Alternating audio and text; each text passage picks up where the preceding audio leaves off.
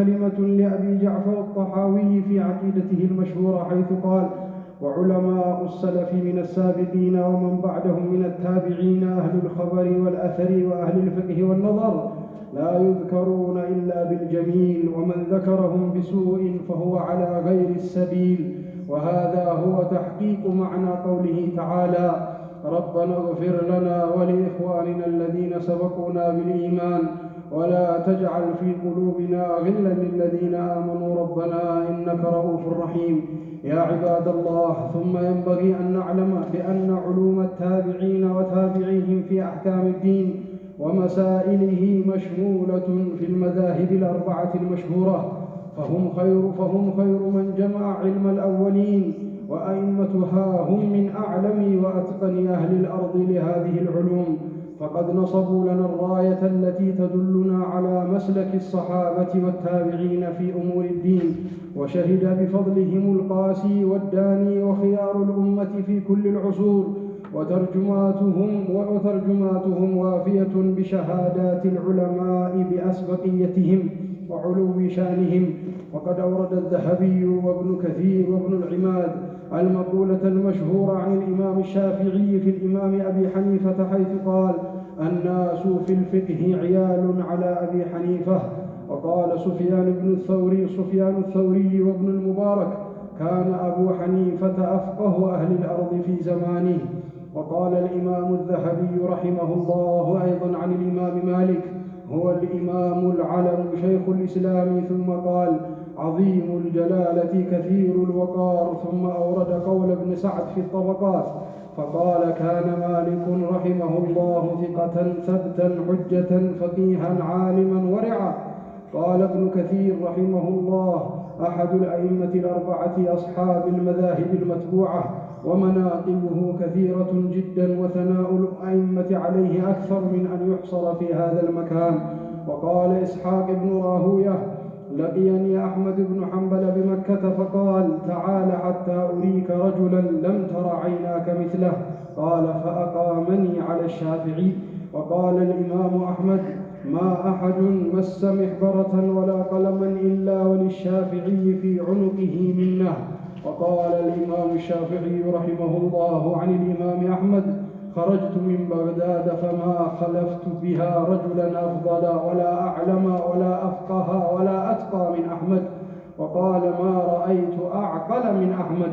فاتباع السلف لا تكون بدعوى فارغة والتشدق في الكلام، ولكن تكون باتباع طريقتهم في العلم والاستدلال والاستنباط، وامتلاء القلوب بمحبتهم والتخلق بأخلاقهم، والاتصال بهم عن طريق ورثتهم وناقل علمهم بالسند المتصل شيخا عن شيخ. هكذا تكون المتابعة صحيحة سليمة من الخلل والزلل. أعاد الله علينا بركتهم ورزقنا حسن متابعتهم، وجعلنا ممن يستمعون القول فيتبعون أحسنه. يقول الله تبارك وتعالى: وإذا قرئ القرآن فاستمعوا له وأنصتوا لعلكم ترحمون. وقال عز من قائل كريم: فإذا قرأت القرآن فاستعذ بالله من الشيطان الرجيم. أعوذ بالله من الشيطان الرجيم. للفقراء المهاجرين الذين أخرجوا من ديارهم وأموالهم يبتغون فضلا من الله ورضوانا وينصرون الله ورسوله أولئك هم الصادقون.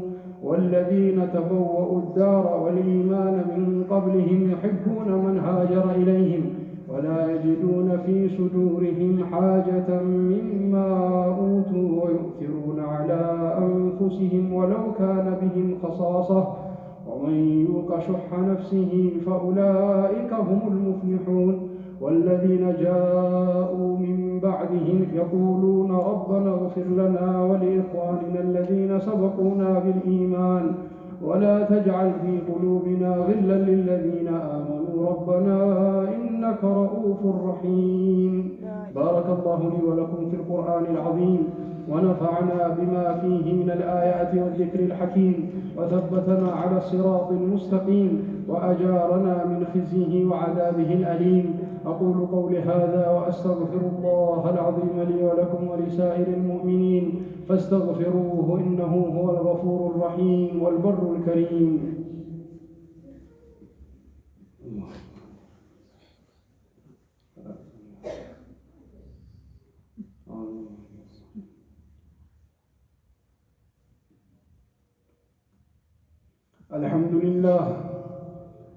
الحمد لله رب العالمين الرحمن الرحيم مالك يوم الدين والعاقبة للمتقين ولا عدوان إلا على الظالمين وأشهد أن لا إله إلا الله وحده لا شريك له رب المشارق والمغارب ورب العالمين وأشهد أن سيدنا وحبيبنا ونبينا وقرة أعيننا ونور قلوبنا محمدًا عبده ورسوله وسيد الأنبياء والمرسلين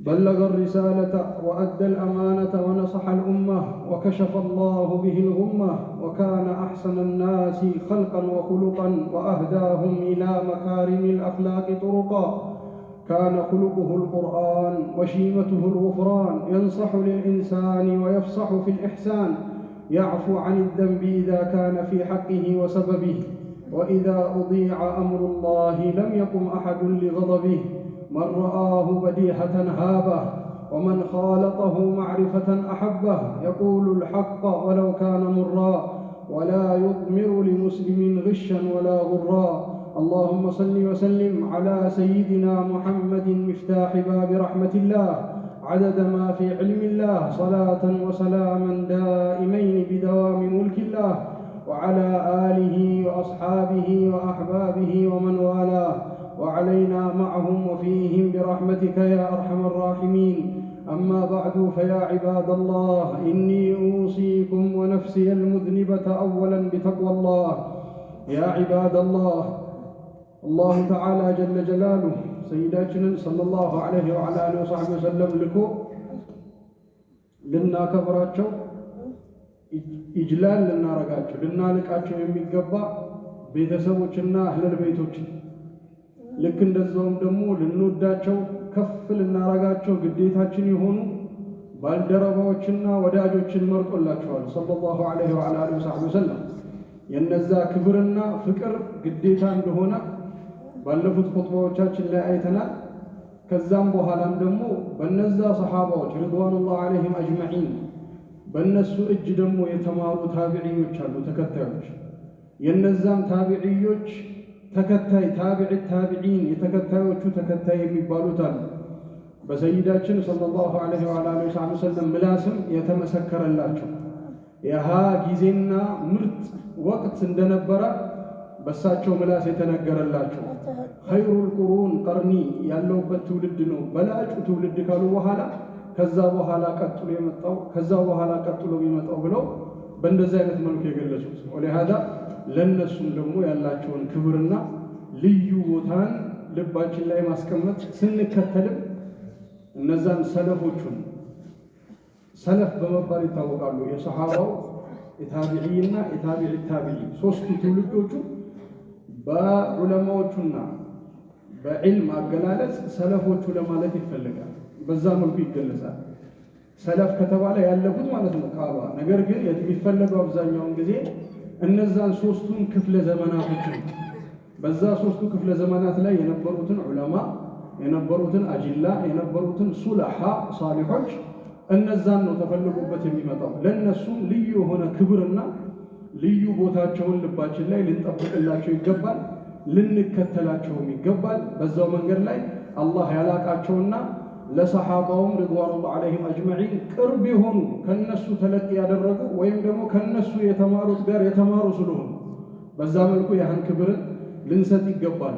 እነዛ ናቸው ከሰሃባዎች ረድዋኑላህ ዐለይሂም አጅመዒን ያህን እውቀት የዲናችንን መሰረቶችና እውቀቶችን አጠቃላይ ከሰሃባ ቀድተው ለኛ ያስተላለፉ ትግሉን ዋናውን ትግልም የለፉትና በኪታብም መልክ በተለያየ ድርሳን መልክ አደራጅተው ያስቀመጡልን ይሃ ነገር የተጀመረው በዛ ጊዜ ላይ እንጂ በሰሃባዎቹ ሪድዋኑላሂ ዐለይሂም አጅመዒን መጽሐፍም ድርሳናቶችም አልነበሩም። ላኪን ከዛ በኋላ ይሄ ዕልም እንዳይጠፋ ከሰሃባዎቹ የወሰድነው ነገር ለቀጣዩ ትውልድ እንዲተላለፍ በሚል ታዕሊፋቶች የተጀመሩት መጽሐፎች የተጀመሩት በዛ ጊዜ ነው። ነገራቶችን እያደራጁ በየፈኑ በየእውቀቱ በየዘርፉ እያደረጉ ጽፈው ለቀጣዩ ትውልድ ያህን መንገድን ያሳዩ ትልቁን ልፋትን የለፉ ያጠሩ ከጠላቶች የእስልምና ጠላቶች ነቢያችን ሰለላሁ ዐለይሂ ወሰለም የመጡበትን መንገድን በዛሂርና በግልጽ በይፋ መዋጋት ብቻ ሳይሆን በውስጣዊ መልክም ደግሞ ሙስሊሙን መስለው ገብተው እሳቸው ያላሉትን አሉ ብለው ሐዲሶችን ተናግረዋል። ሙስሊም መስለው ሼኽ መስለው ሐዲስን ተናጋሪ መስለው እኮ ያላሉትን ነገርን አሉ፣ ያሉትን ነገርን ዘበራርቀውና ገለባብጠው ጨማምረው ቀናንሰው በዛ መልኩ ብዙ ነገራቶችን ሊያስቀምጡና ሊበርዙ ነበር። በዛ መልኩ እናጠፋዋለን ብሎ ነገር ግን አላህ ደግሞ እነዚህ ምርጥ ሰዎችን መረጣቸው። በዛ ሰዓት ላይ ነበሩ የታቢዒ ታቢዒዮች፣ ከዛም በኋላ ቀጥሎ ያሉ ዑለማዎች ሁሉ እዛ ልፋት ላይ ትልቁን ድርሻን የወሰዱት እነሱ ናቸው። ያን ነገርን ማጥራት፣ የሰዎችን ማንነትን ማረጋገጥ፣ አንድን ሐዲስን ከአንድ በኩል ብቻ ሳይሆን ከተለያዩ መንገዶች እንዲዘገብና በተለያየ መንገድ ከመጣ ትክክለኛነቱን ለማረጋገጥ የሄዱበት ርቀት እስካሁን ድረስ ያ ዒልም ፈን ሆኖ ዘርፍ ሆኖ ይማሩታል። ይህን ነገርን ማን ያስተማራቸው? አላህ አሳውቋቸው በዛ መልክ ዲናቸውን አጥብቀውና አጥርተው ለቀጣዩ ትውልድ ለማስተላለፍ ይህን ልፋትን ያደረጉ ትላልቅ ዑለማዎች አጅላዎች ናቸው። ወለሃዛ ለነሱም ይህን ክብርን ይህን ፍቅርን ልንይዝላቸው ልናይላቸው የሚገባ ዑለማዎችና ሳሊሖች ናቸው። ወለሃዛ ባለፉት ስለ ሰሓባዎችም የተናገሩት ሰይድ ኢማም ጣሐዊ የተባሉት ታላቁ ዓሊም በዛው በምርጡ ዘመን ላይ የነበሩ ምን ይሉ ነበረ? ከነዛ ቀዳሚዎቹ ከሰሓባም ይሁን ከሰሓባም ቀጥሎ ያሉት እነዛ የሰለፍ ዑለማዎች አሉ አህለል ሐዲስ አህለል አተር አህለል ነዘር አህለል ፊቅህ የፊቅህ የሐዲስ የዛ አይነት ዑለማዎችና አጅላዎች ለነሱ ያህን ክብርን ልንሰጣቸውና ላ ይዝከሩነ ኢላ ቢልጀሚል በቆንጆ ነገር በምርጥ ነገር እንጂ በሌላ ነገር እኮ አይጠቀሱም። በመጥፎ የጠቀሳቸው እነሱን ከትክክለኛው ቅን ከሆነው መንገድ ባለፈውም ኹጥባችን ላይ ጠቀስነው ሶስተኛው ክፍል የሙሃጅሮችና የአንሳሮችን ካለፈ በኋላ እነዛን አላህ እንዲምራቸው እሱንም ደግሞ ከነሱ ጋር እንዲያደርጋቸው የሚያደርገው ዱዓ የሚያደርጉት መልካምነት ከነዛ መንገድ ላይ እንደወጣ ይሄ ሰው ከዛ መንገድም እንዳፈነገጠ ይናገራሉ ዑለማዎቹ። ልክ እንደዛውም ያ ዒባደላህ ስለ ሰለፎች ደግሞ ሲወራ ሰለፎች ስንል ደግሞ ዝም ብሎ ወሬ ብቻ መሆን የለበት፣ ምላስ ብቻ መሆን የለበት።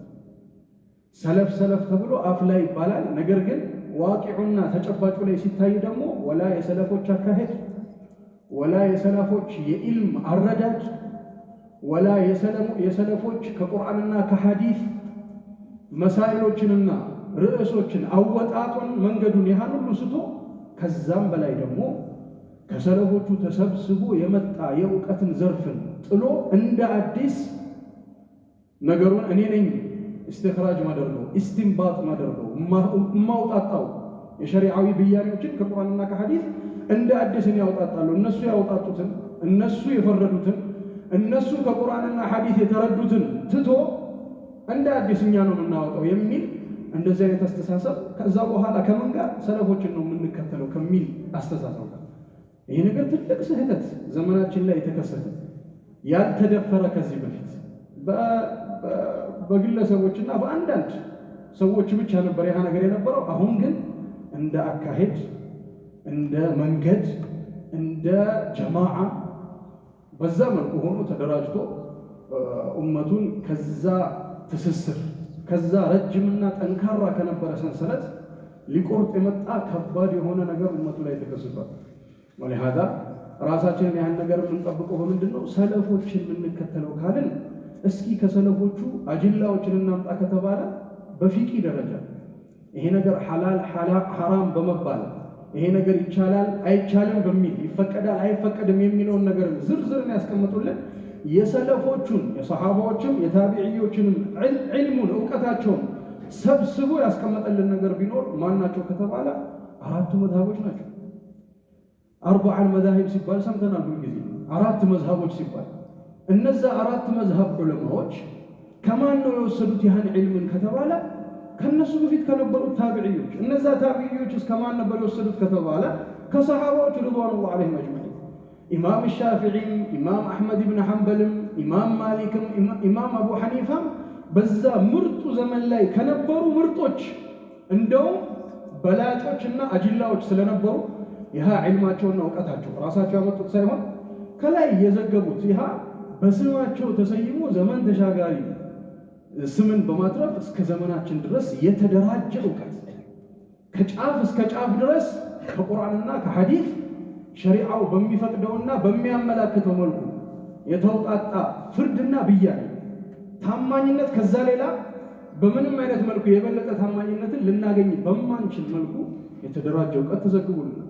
ላኪን እነዚህን አራት መዝሃብ ዑለማ በአራት መዝሃብ ላይ ያለን ነገር ትቶ አይ ቁርአንና ሐዲስ ነው የምንከተለው ሲል አንዳንድ ሰው ግራ የሚገባኝ ነገር እነዚህ አራቱ መዝሃቦች ስንል ታዲያ እነሱ ምን ነው የሚከተሉት? ቁርአንና ሐዲስን አይደለም ወይ ተከትለው ይሄን ብያኔንና ይሄን ፍርድን ያውጣጡልን? ይሄን ሸሪዓን የዘገቡልን ቁርአንን ተከትለው አይደለም ወይ? ወይስ ሌላ ኪታብና የድሮ ዘመን ኡመቶችን ተከትለው ዘቡርን ወይም ፉርቃንን ኢንጂልን ተከትሎ በማስመሰል እነሱ የሚፈልጉትን ተወውና ቁርአንና ሐዲስ ይላል። ኢማም ሻፊዒ እኮ የሸሪዓ ባለቤት አይደሉም ዋናው ቁርአንና ሐዲስ ነው ይላል። ኢማም ሻፊዒ የበለጠ ስለ ቁርአንና ስለ ሐዲስ አንተ ልታውቅ ትችላለህ ወይስ ያንተ ሼኽስ ሊያውቅ ይችላል? በምንም አይነት መልኩ ቅርበትም ከሰሃባዎች እምነትም ታማኝነትም ፖለቲካም ገንዘብም ምንም ያልገባበት ምርጡ ዘመን ላይ የተዘገበ በኪታብ ተቀምጦ ለአላህ ተብሎ ተሰርቶ በሚዲያና በማስታወቂያ ገዝፈው ሳይሆን አላህ የሰጣቸው ያ ዕውቀት ያ ቀቡልነት አላህ ጀለ ጀላሉ ይጻፈላቸው በዛ አማካኝነት ዓለሙን እንዳለ በዕውቀታቸው ያዳረሱ ዑለማዎች ተትተው ከዛ በኋላ ሰለፎችን ነው የምንከተለው ተብሎ ነገር ግን አብዛኛውን ጊዜ ሰለፎችን ነው የምንከተለው ከሚለው አካል የማንን ንግግር ነው የምትሰማው ስትባል የዛሬ 50 ዓመት የነበሩ ዑለማዎችን ሲጠቅስ ወይም ደግሞ ዛሬ 300 200 ዓመት በፊት የነበረን ዑለማን ሲጠቀስ ወይም ደግሞ የዛሬ 400 እና 500 ዓመት የነበረን ዓሊም ሲጠቀስ በዚህ ጋር ደግሞ ተደራጅቶ የተቀመጠው መቼ ነው ሲባል 1000 ዓመት ሰይድ ኢማም ሻፊዒ የሞቱት 204 ላይ ዓመተ ሂጅራ ሶስቱ ትውልድ ካለ ሶስተኛው ትውልድ ላይ ማለት ነው ምርጦቹ ሰው እነ ሰይድ ኢማም አህመድ ኢብኑ ሐንበል ካለ ከዛ በኋላ በትንሽ ጊዜ እነ ሰይድ ኢማም ማሊክ ከተባለ ሁለተኛው ክፍለ ዘመን ላይ የሞቱ ማለት ነው። በእንደዚህ አይነት ደረጃ እነዛን አጅላ ዑለማ አደራጅተው አጥርተው ያ ንጹህ በሆነ ባልተበረዘ አቅል ባልተበረዘ ጭንቅላት ያህን ከቁርአንና ከሐዲስ ያወጣጡልን ትተን ከዛ በኋላ ሌላ ነገር ላይ ሄደን ቁርአንና ሐዲስ ከተባለን በሐቂቃ በደንብ ልንረዳ የሚገባው ቃላት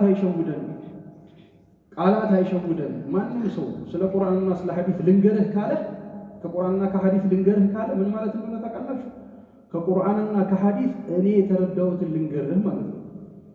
ዑለማዎቹ ደግሞ ኢማም ሻፊዒ እንዲህ አሉ ማለታቸው ምን ማለት ነው? ኢማም ሻፊዒ ከቁርአንና ሐዲስ የተረዱትን እንዲህ አሉ ማለት እኮ ላኪን የራሱን ከቁርአንና ከሐዲስ የተረዳውን አረዳድ ቁርአንና ሐዲስ ራሱን አድርጎ የኢማም ሻፊዒን ደግሞ ከቁርአንና ሐዲስ የተረዱትን ንግግር የራሳቸው ወሬና ንግግር አድርጎ ቁርአንና ሐዲስ ከዛ ይበልጣል ከሳቸው ንግግር ይበልጣል ብሎ ሲመጣበት እየተሸወድን እንደሆነ እንወቅ።